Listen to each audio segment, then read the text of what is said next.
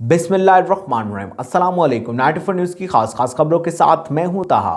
मंडी बहाउद्दीन की आम खबरों से आप लोगों को आगाह करते हैं।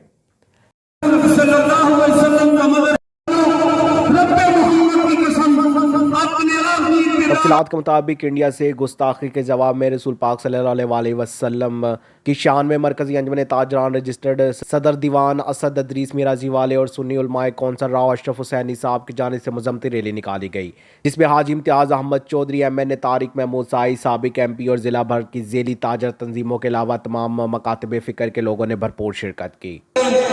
मुसलमानों के जो जज्बात हैं उनको मजबूर नहीं करना चाहिए। आशिक़े रसूल है, हम इस हद तक जा सकते हैं कि हम अपनी गर्दनें अपने बच्चे पे बात कर सकते हैं। हमारी जिंदगी का एक ही मकसद है, हम सच्चे आशिक़े रसूल हैं। हुर्मत रसूल पर हमारी जान भी कुर्बान है। तो लोगों ने समझना है कि ये लोग वोट लेने के लिए ये काम कर रहे हैं।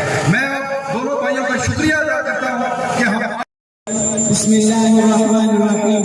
अना खातमुन नबिय्यीन ला नबिय्य बअदी औ कमा क़ाल अलैहि मोहम्मद अरशद चिश्ती साहब से वो माइक पर तशरीफ लाए और अपने कलाम में